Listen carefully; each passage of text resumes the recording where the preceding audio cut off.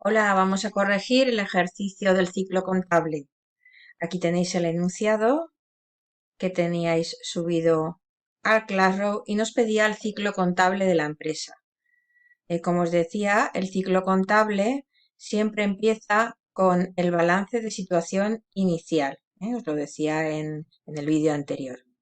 Mirad, el balance de situación inicial tiene en una parte el activo, activo no corriente.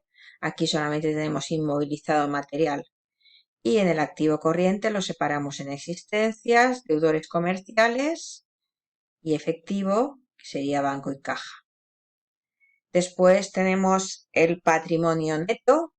Fijaos que el capital en el enunciado nos ponía por determinar. Primero lo que hacemos es calcular el pasivo, en este caso solamente tenemos pasivo corriente, proveedores, que serían 3.000, y por la diferencia entre el activo y el pasivo, 387.000 menos 3.000 de proveedores, nos daría el capital social, que son 384.000. A continuación vamos a proceder a realizar el asiento de apertura. En el asiento de apertura, todas las cuentas de activo van al debe y el patrimonio neto y el pasivo iría al haber. En el asiento número 1 nos dice que se compran mercaderías por valor de 15.000 y se pagan por banco.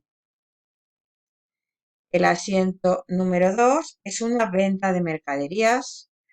Dice, bueno, por banco, aquí en el enunciado, en el solucionario pone caja, pero por banco realmente tendríais que haber puesto pues por bancos. Bien, en el asiento número 3, compra de mercaderías que quedan pendientes de pago, en ese caso es a proveedores. Fijaos siempre las compras de mercaderías con el IVA soportado, las ventas de mercaderías con el IVA repercutido. Siempre las compras en el debe, siempre las ventas en el haber. Y con las devoluciones sucederá lo contrario, irán al lado contrario de las compras o las ventas. Y ahora aquí tenemos en el asiento número 4, por defectos de calidad los proveedores conceden un descuento de 1.000 euros. Fijaos que al ser un descuento de las compras, al ser por defectos de calidad, va a la cuenta de devoluciones, compras y operaciones similares. Aunque se trate de un descuento, realmente es una operación similar. Al tratarse de una devolución de compra, va al lado contrario de las compras, iría en el haber. Pero al tratarse de devolución de compras, las compras siempre llevan asociado el IVA soportado. En este caso, el IVA soportado iría en el haber. Y bueno, como dice que concede un descuento y no dice que den dinero ni nada, sino que sería con cargo a la cuenta de los proveedores. En el supuesto en el 5, dice hay una venta de mercaderías por 25.000 que quedan pendientes de cobro. Serían los clientes, venta con el IVA. Y ahora en el 6, pues sucede que también por incumplimiento de los plazos de entrega, la empresa concede a los clientes un descuento de 1.200. ¿Veis? Aquí también sería una operación similar, iría a la cuenta de devoluciones, pero en este caso de ventas, al lado contrario de las ventas y con el IVA repercutido. En el asiento número 7 hay una compra de mercaderías por 10.000 euros, más el IVA, siempre, y paga la mitad por banco y la mitad por los proveedores. Iría pendiente de pago a los proveedores. En el asiento número 8 hay una venta de mercaderías con su IVA repercutido, se cobra la mitad por banco y el resto queda pendiente de cobro. En el asiento número 9 los proveedores conceden un descuento por volumen de pedido de 500 euros. Fijaos, pues es un rappel por compra. Como las compras siempre van al debe, las devoluciones, rappels y descuentos por pronto pago en el haber, en la cuenta 609. Son los 500 más el IVA de los 500. ¿Vale? En cambio, en el asiento número 10, aquí es al contrario. ¿Vale? Sería nosotros los que concederíamos a nuestros clientes, la empresa concede a sus clientes un rappel sobre ventas. Fijaos, las ventas siempre van en el haber y el rappel por venta, de lo contrario, en el debe. y al tratarse de llevar ventas asociadas con el IVA repercutido. En el asiento número 11 se producen devoluciones compras por 1000, ya ha salido esta cuenta, en devoluciones compras y el IVA soportado. En el 12, devoluciones ventas, en este caso en el debe, con el IVA repercutido. Y en el 13 dice, se abona la deuda del proveedor número 7 por banco, concediendo este un descuento por pronto pago de 500. Fijaos, aquí en los asientos anteriores se ha hecho movimientos con proveedores y algunos me habéis preguntado si había que tenerlos en cuenta. Os puse el enunciado que para hacerlo más sencillo no íbamos a tener en cuenta los movimientos anteriores, sino que en este caso se trataría de pagar a un proveedor, ¿vale?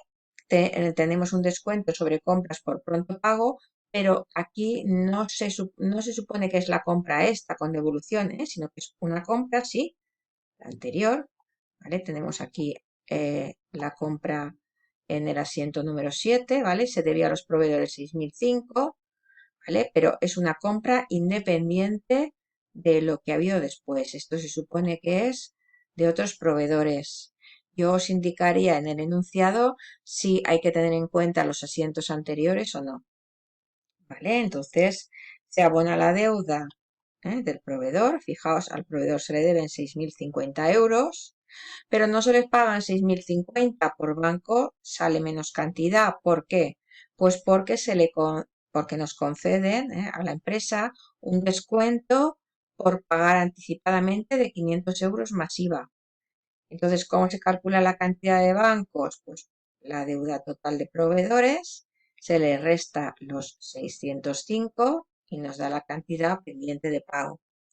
Lo mismo sucederá en el asiento número 14, que dice que el cliente del punto 8 abona a la empresa mediante transferencia bancaria su deuda, concediéndosele un descuento por pronto pago de 600 euros.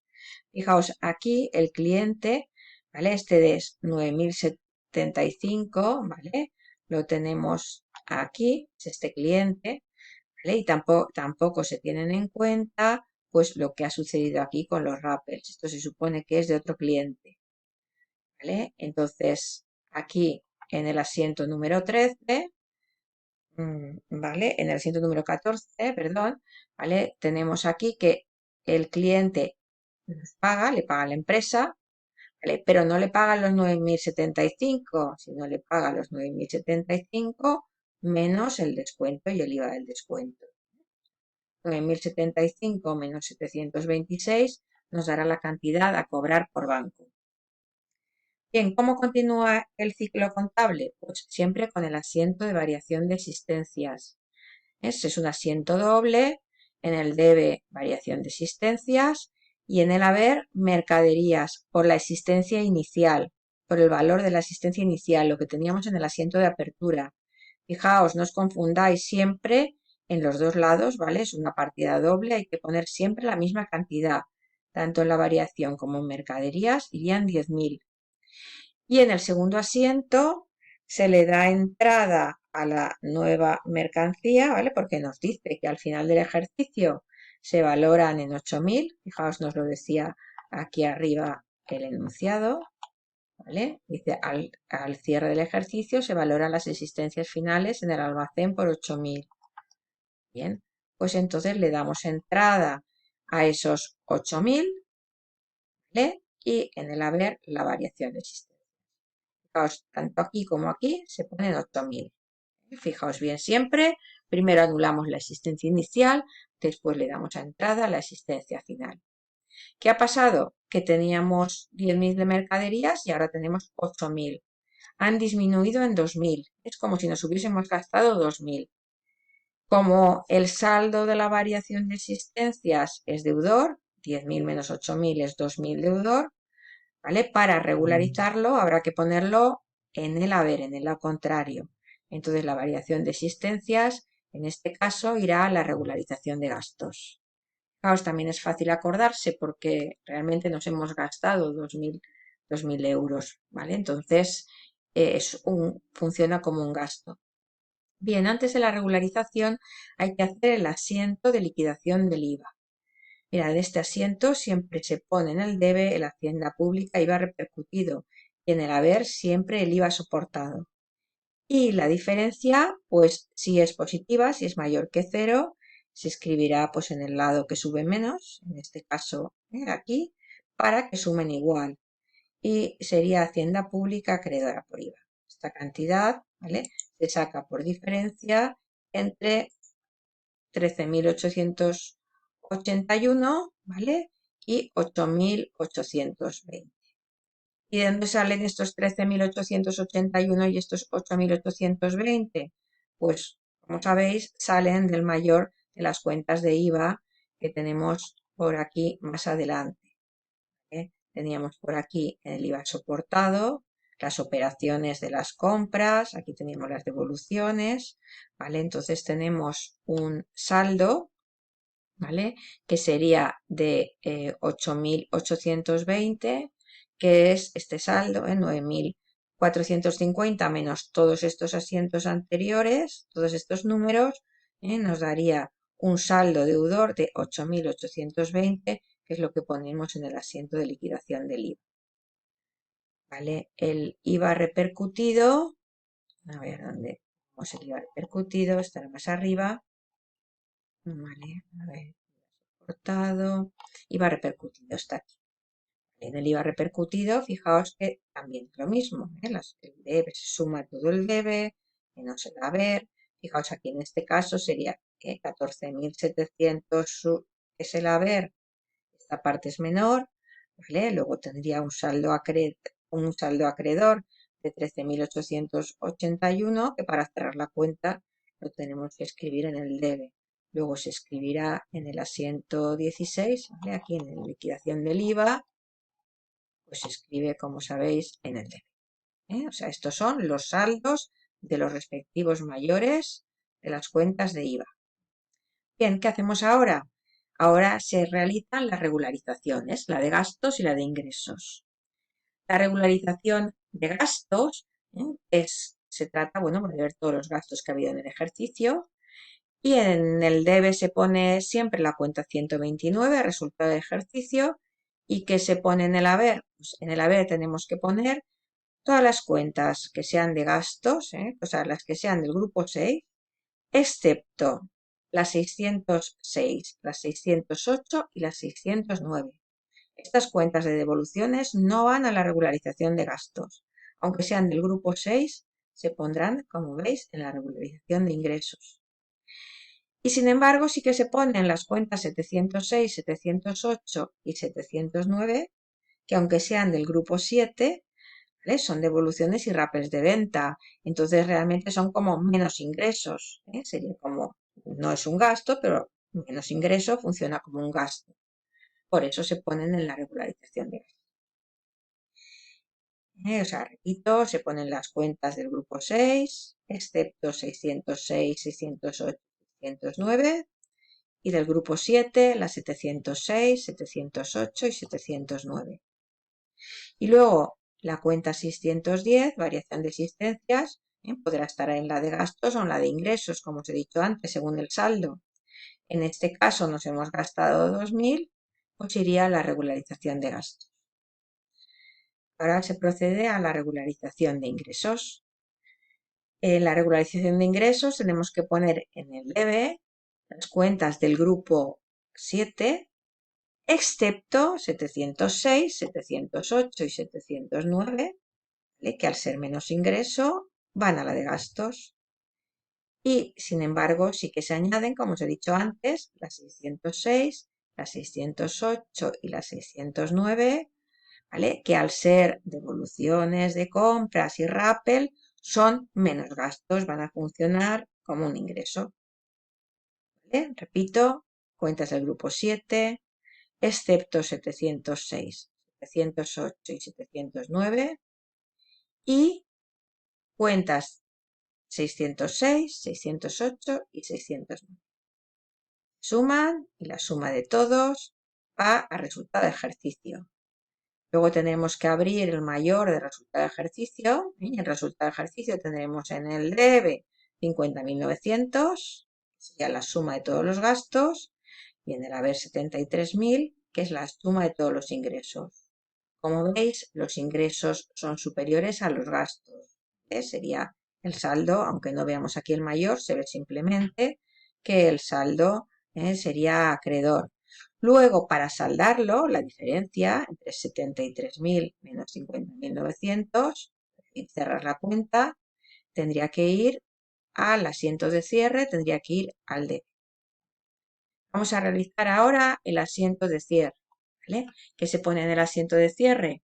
Pues se ponen todas las cuentas de los grupos 1, 2, 3, 4 y 5, que son las que todavía no están cerradas, porque, repito, la del 6 y la del 7 han quedado saldados en los dos asientos anteriores.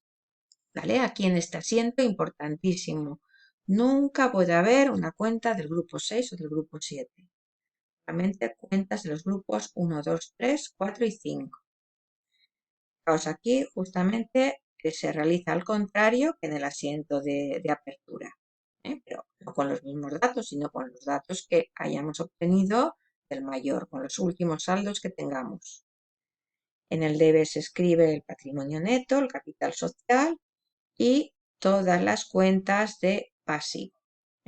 Proveedores, Hacienda Pública, acreedora, porque se lo debemos a Hacienda, es un pasivo. ¿Vale? Además la teníamos en el haber, en el asiento 16, ¿vale? De liquidación del IVA, ¿vale? ¿vale? Lo teníamos aquí en el haber, luego para saldar estos 5.061 y cerrar la cuenta, tiene que ir al debe, ¿vale? Y luego, resultado de ejercicio, ¿vale? Pues como he dicho antes, pues bueno, va a dependerse. En el caso de que haya beneficio, que los ingresos sean mayores a los gastos, irá siempre en este lado, en el debe, juntamente la parte del patrimonio neto. Si hubiese pérdidas, pues iría al lado contrario. Bien, y luego en el haber, pues ya tenemos que escribir los saldos de todas las cuentas de activo que nos queden sin cerrar. Lo miráis de los mayores, calculáis los saldos y lo escribís en el haber. ¿Qué nos tiene que suceder si no nos hemos equivocado? Que sumando todos los números del debe y todos los números del haber nos tienen que coincidir. Si no nos coinciden es que nos hemos equivocado en algo al pasar al mayor, no sé, al realizar cualquier suma y tendríamos que repasar el ejercicio. ¿Vale? Por último, haríamos el balance de situación final. Otra vez, activo, bueno, corriente, patrimonio neto, pasivo corriente. Pero fijaos, en este caso se realiza el balance con los datos que tenemos en el asiento de cierre, con las cantidades del asiento de cierre, de la apertura. Fijaos, aquí tenemos, además del capital, ¿vale? También el resultado de ejercicios, el beneficio, iría también al patrimonio. Bien, por último, pues bueno, os presento lo que sería el diario para que, lo que sería el mayor, perdón, para que podáis corregir si os habéis equivocado en algo.